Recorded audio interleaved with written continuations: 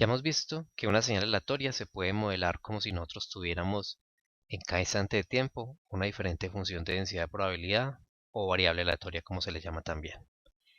Eso entonces hace que en cada instante de tiempo tengamos un posible valor que nos dé con una dispersión, que eso es justamente la información que nos daban esas variables aleatorias. Ahora, este modelo, aunque pareciera muy simple de manipular, solamente necesitamos un conjunto de variables aleatorias, es inmanejable en la práctica porque necesitaríamos un conjunto infinito de funciones de densidad de probabilidad. Eso hace entonces que necesitamos recurrir a otro tipo de modelos, otro tipo de propiedades que nos sirven para modelar esas señales aleatorias. Y esas son las que vamos a ver a continuación. Ese tipo de modelamientos entonces van a resultarnos en una serie de funciones que van a ser determinísticas. Me explico. La señal es aleatoria, o sea, tiene un comportamiento que podemos predecir qué rango nos va a dar el valor, pero no podemos saber con exactitud cuál es. Sin embargo, se puede describir a través de una serie de funciones que sí son determinísticas. Es algo interesante y poderoso de este análisis, que nos va a permitir caracterizar cualquier tipo de señal. Ahora, hay una propiedades que hemos visto de los procesos aleatorios y era que teníamos dos tipos de señales. Una de ellas la llamábamos estacionarias, en la cual en todos los instantes de tiempo vemos que van a tener la misma media y la misma varianza. O sea que eso es como si en el modelo que les mostraba con las funciones de distribución de probabilidad, una en cada instante de tiempo, es como si todas fueran la misma, dándonos entonces la misma media y la misma varianza. Aunque realmente esto no es cierto. Uno puede tener una serie de señales donde la función de densidad de probabilidad sea diferente en cada instante de tiempo, pero su media y varianza sean iguales. Por otra parte tenemos los no estacionarios. En los no estacionarios, la media y la varianza sí cambian con el tiempo. Ya hemos visto también una propiedad que consistía en que las señales en la naturaleza se decían que eran ergódicas. ¿Qué es eso? Que no necesitamos entonces nosotros tener infinitos generadores para caracterizar una señal aleatoria, sino solamente necesitamos la información de un generador.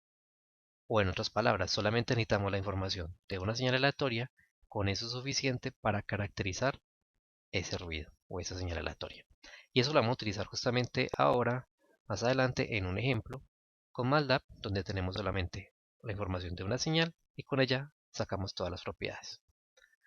Ahora, estas propiedades que vamos a ver están basadas, en lo que llamamos el valor esperado.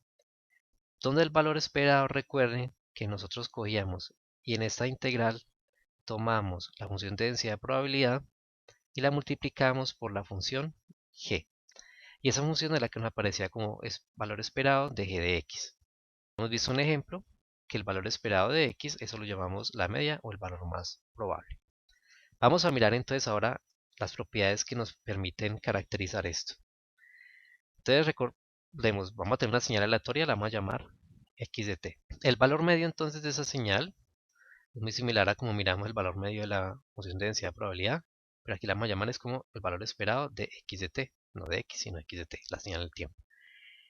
Como x es un ruido, una señal aleatoria, eso nos va a dar entonces el valor de la media. ¿Cómo se puede explicar eso? Es muy sencillo, miren. Supongamos que ustedes tienen una señal aleatoria como esta. Entonces los valores nos están dando alrededor de un valor. Por ejemplo, con aquí. Entonces, eso significa que la que tengo en rojo sería la señal como tal x de t. Y la que tengo aquí en verde es justamente nos está describiendo la función mu de t. O sea, cómo se comporta esa media a lo largo del tiempo. O sea, que alrededor de ese valor medio están oscilando la señal. Recuerden que para los procesos estacionarios habíamos dicho que la media era constante. Eso significa que entonces en los estacionarios la media es una constante, como una línea recta. Entonces alrededor de esos valores, de ese valor medio, tenemos la oscilación justamente de la señal, algo como esto. Entonces ese es un comportamiento típico de los procesos estacionarios. Por otra parte, la potencia de la señal nosotros la podemos estimar mirando el valor más probable de la señal al cuadrado. Eso es una propiedad que la vamos a encontrar muchísimo cuando hagamos un análisis, donde simplemente ustedes cogen el proceso aleatorio, sacan el valor esperado del cuadrado y eso nos da la potencia. Bien, otra de las propiedades que vamos a utilizar muchísimo es la función de autocorrelación. Esta función de autocorrelación nos dice que tenemos que calcular el valor esperado de la señal en un instante de tiempo t1 y la comparamos con la señal en otro instante de tiempo t2. Esa autocorrelación es de vital importancia porque nos da información acerca de cómo se comporta la señal en el tiempo.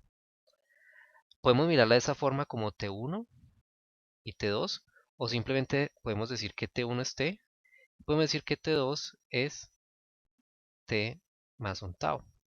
En esta notación de t más un tau, ese tau corresponde justamente con la separación en el tiempo. Eso hace entonces que en esta notación nos sea un poco más fácil de manipular para los procesos estacionarios. Si utilizamos esta definición, en los procesos estacionarios hay una particularidad, y es que ya no necesitamos mirar en dos instantes de tiempo separados, sino simplemente en los procesos estacionarios lo único que importa es la separación del tiempo tau. Me explico. Supongamos que ustedes tienen una señal aleatoria como esta. Entonces, si ustedes separan un instante de tiempo acá y lo comparamos con otro instante de tiempo acá, y aquí tenemos una separación tau, la autocorrelación de esos dos puntos nos tiene que dar exactamente igual a que si tomáramos un punto distinto, otro punto distinto, pero donde la separación acá sea exactamente el mismo valor. Si este tau es igual a este, indica que la autocorrelación, no importa en el punto donde lo calculemos, nos tiene que dar exactamente lo mismo. Eso es para los procesos estacionarios. Algo también importantísimo de esta función de autocorrelación es que si calculamos su transformada de Fourier, esto nos da información de cómo es el espectro de la señal. Algo importantísimo es que en las señales aleatorias nosotros no debemos calcular el espectro de las señales usando transformada de Fourier. Tenemos que hacer la transformada de Fourier, esa es la función de autocorrelación. En este ejemplo tenemos dos señales, una de ellas oscila más lento que la otra. En la señal 1, donde la oscilación es más lenta, resulta que si ustedes grafican la función de autocorrelación con respecto a la separación del tiempo tau, aquí la forma, como la oscilación es más lenta, esto va a ser una forma que va a ser muy ancha. Por otra parte, la función de autocorrelación en esta segunda señal, donde la oscilación es mucho más rápida, implica que la función de autocorrelación sea una forma mucho más angosta. Eso es con respecto a tau. Eso entonces nos dice que las funciones de autocorrelación nos dan información de qué tan rápido cambia la señal en el tiempo. O también nos da información sobre la memoria. Una función de autocorrelación ancha implica mucho más memoria. Una función de autocorrelación angosta significa menos memoria. Por otra parte, si nosotros miramos la densidad espectral de potencia, recuerden que está relacionada con la transformada de Fourier de la autocorrelación. Entonces, en el primer caso, recuerden que está relacionada con la transformada de Fourier, y al ser inversas, significa que si esta es ancha, la densidad espectral, o sea, Sx, tiene que ser una forma angosta. En cambio, en el otro caso, como esta forma es angosta en el tiempo, la transformada de Fourier de esta función angosta nos tiene que dar una función ancha. Entonces, la densidad espectral nos dice en este caso dos informaciones. En el primer caso, veíamos que la señal oscilaba lentamente, o sea que su espectro es angosto, o sea que tiene baja frecuencia. En el otro caso, esta señal aleatoria oscila muy rápido, y eso se ve que en la frecuencia tiene un espectro más ancho, o sea tiene componentes de más alta frecuencia. Esto en MATLAB nosotros lo podemos calcular con esos comandos que se llaman estimadores. Para la autocorrelación lo calculamos con el comando que se llama xcore. Recuerden que eso está calculando matemáticamente el valor esperado de la señal x por la x más un corrimiento tau. Hay otra función que la vamos a llamar correlación cruzada. Es que cuando usted no tiene una sola señal sino dos señales, con esta función, y es para mirarla, comparar dos señales en el tiempo, en dos instantes de tiempo. Miremos que la definición simplemente consiste en mirar la señal en el instante de tiempo x de t y la comparamos con la otra señal y separado un instante de tiempo tau. Esta operación no es conmutativa. O sea, si ustedes la calculan mirando el valor esperado entre XY, o al revés, entre Y y X, resulta que esa nos da la versión reflejada como está acá pintado. O sea, si miran ustedes Y con X, es lo mismo que mirar X con Y, pero reflejada. Aquí hay algo importantísimo y es el hecho de que si dos señales no están relacionadas, eso nos dice que la función de autocorrelación nos tiene que dar 0. Eso es una propiedad importantísima que se utiliza cuando uno analiza señales, porque cuando las dos diferentes señales no están relacionadas, uno espera que la autocorrelación sea 0 y asimismo su densidad espectral de potencia cruzada. Hay otro tipo de función que hemos visto, la densidad espectral de potencia. Recuerden que es la transformada de Fourier de la autocorrelación. Y de la misma forma como definimos una correlación cruzada, también podemos definir su transformada de Fourier y esa la llamamos densidad espectral de potencia cruzada. Vamos a ver cómo funciona esto para un caso en particular de una señal. Aquí en MATLAB tenemos un primer programa donde vamos a calcular la función de autocorrelación del ruido. Vamos entonces a leer una señal que es netamente ruido, un archivo, y vamos a calcular la autocorrelación.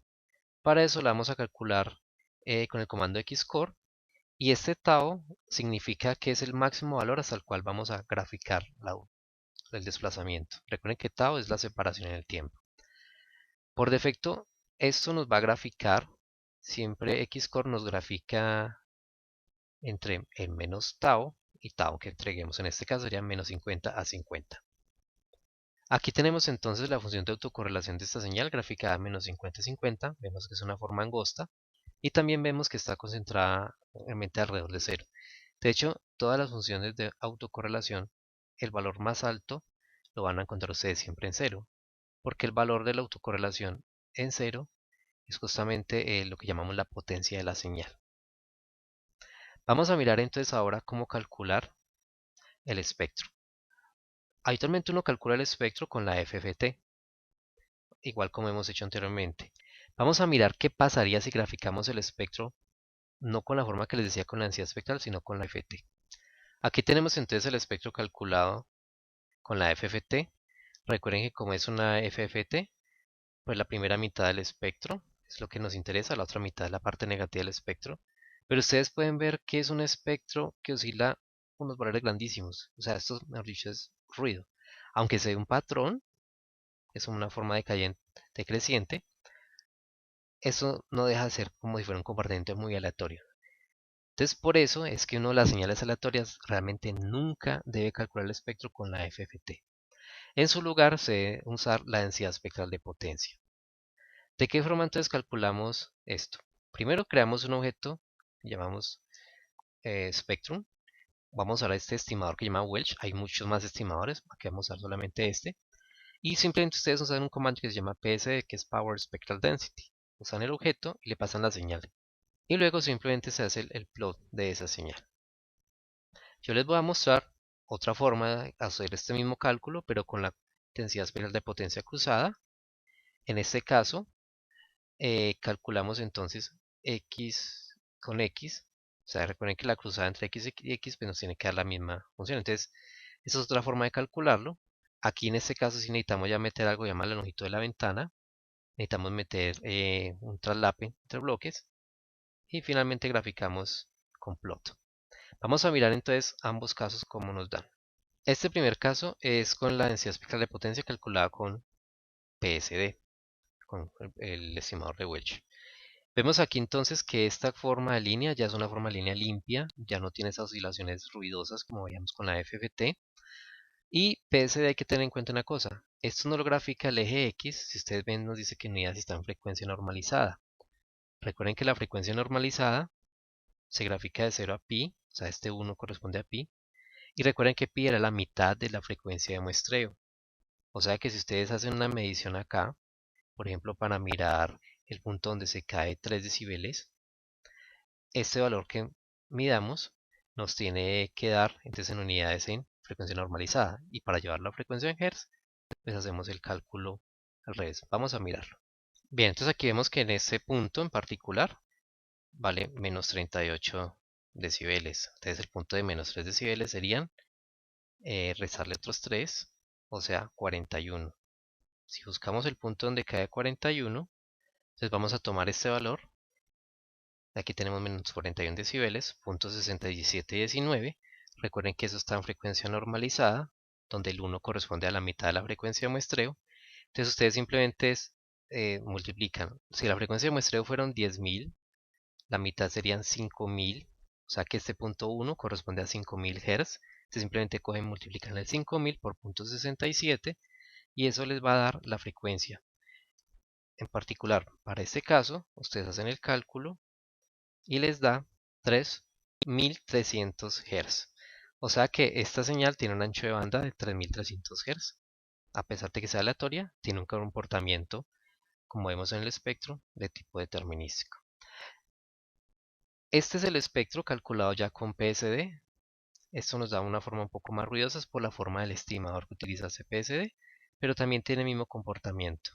Como conclusión entonces nos queda que si nosotros queremos calcular el espectro de una señal, debemos hacerlo justamente usando el comando PSD o CPSD, pero jamás, nunca se les ocurre usar la FFT para calcular el espectro de una señal aleatoria o un ruido. Porque como vimos, eso es una forma que no nos da mucha información, en cambio con PSD nos da una forma de línea un poco más limpia